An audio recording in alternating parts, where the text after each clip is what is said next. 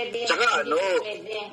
makikita mo talagang professional yung tao dahil kahit may kagalit yan, hindi yan magsasalita ng mga bagay na ano, yung mga babuyan. Hindi magsasalita yan ng ganun.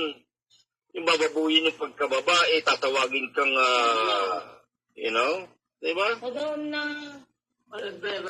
So ako, to tell you honestly, itong mga ito, mga panggap ito, mga taon to, mga panggap, puro mga panggap. Ha? Pakita nyo munang marami kayong alam sa buhay at pag naipakita nyo yan, ay baka maniwala ako. Pero kung alam nyo lamang ay magbihis, maligo, pumasok, baka mamaya mo may nasira kayong gamit sa bahay, hindi nyo alam paano ayusin. Tatawag pa kayo ng tao. Bibi, dahan-dahan ka sa salitang ligo. Ay, sorry, brother.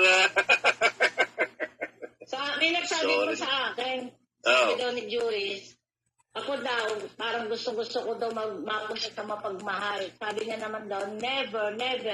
Diyos ko, Juris, mahiya ko naman sa balat mo. Kung ako ay umalis nung araw sa channel ni David Doc, pero bakit hindi ako nagpunta sa iyo? Never. Ngayon pa, pupunta ako sa iyo. Sasabihin mo na parang gusto kong umapig sa mapagmahal. Naku po, tangay na. Di dapat naun pa nung umalis ako. Lalo naman ako. Hindi ako, kasi nung dati, Libby, nung umalis si Army Roldan sa amin, lumipat sa kanila.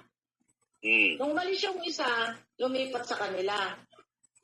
O, di ba? Nung ako umalis, wala akong pinuntahan kahit sino. Hindi na nga ako lumabas nun. Tapos sasabihin niya na, parang gusto ko maging mapagmahal. Uloy!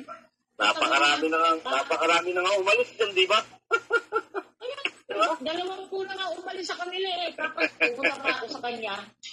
Yung mga unang umalis, mga naging kaibigan ko lahat din. Tsaka yung pangalawang umalis Tapos pupunta pa ako. Gusto naman. Wag. Ganun lang yun. Hindi ako gaganda.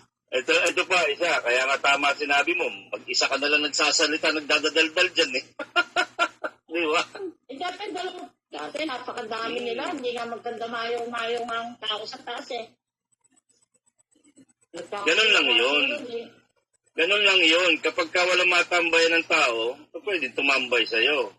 Pero yun nga lang, kaya nasabi nga natin, hindi ka kagaya namin. Kami dito, marami kami, masaya kami, kakausap-usap kami, at saka kung ano nung pinag-uusapan namin. Ikaw, ang pinag-uusapan mo mula simula hanggang matapos, batas.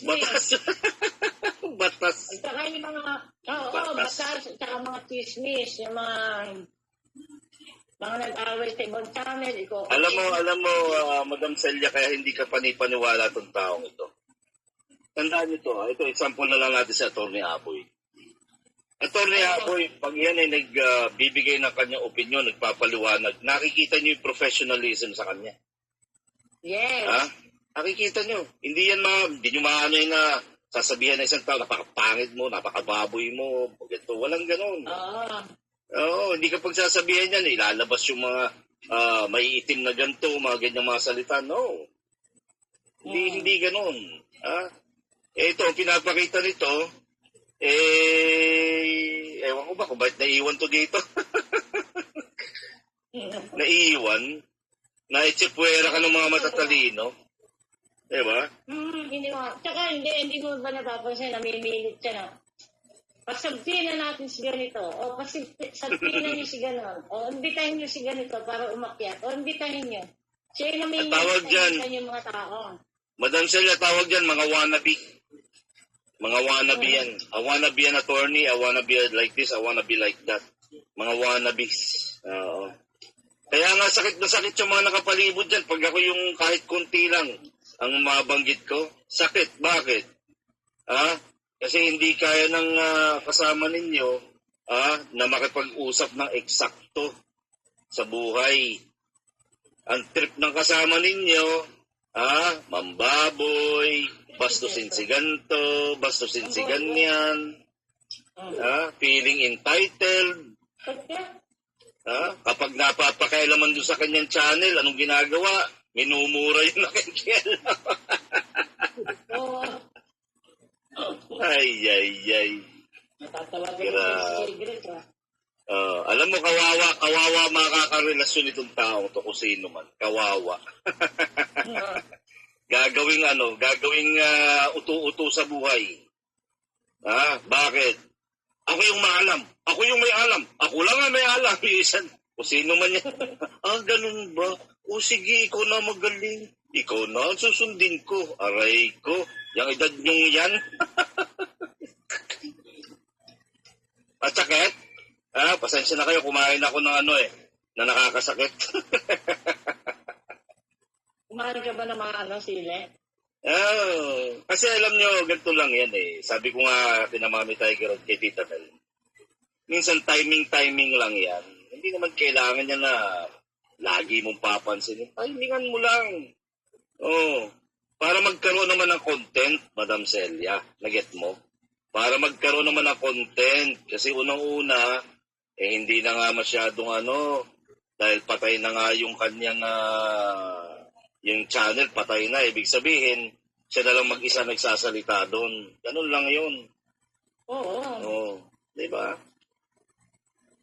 Ito pa isa.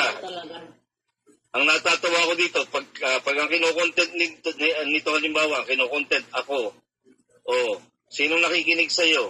Kayo. Correct. Yung mga galit sa atin. Yeah, ganun lang yun. Ang gusto na, kasi tayo talaga dito, ito reality na lang ito. Mapalalaki, mapababae. Ang hanap lamang, tipo parang showbiz lang to eh.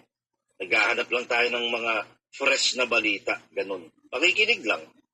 You know? Tingnan natin kung ano ba yung mga opinion ng iba, opinion ni ganito.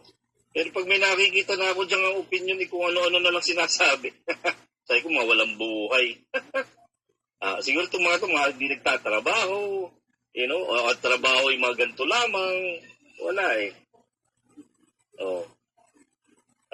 Ayan, may content na kayo pinansin ko na kayo, may content na kayong content niyan. Oo, baby. Ikaw na iko-content na. Ang natatawa ko dito, pag hindi ko pinapansin, kino-content ako. Pag pinansin ko, natutuwa dahil syempre mas may maiko-content nga naman sila. Diba? sabi ni Matalinong Bobo, pati mga hiwalay ni Julia Barreto at Joshua Garcia, alam na alam ni Juris. Ha. Hindi, minsan talaga dapat binibigyan ng konting-konti lang.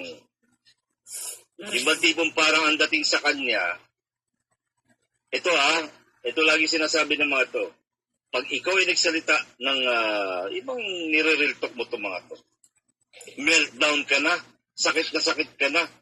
Saan? Paano? Saan at paano? Diba?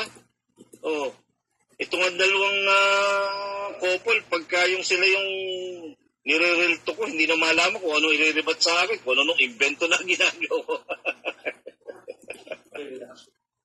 Diba? Nandiyan na. Mag-shota na kami ni Tita Mel. Yan, ngayon, magkakaibigan tayong tatlo. Tayo lahat dito.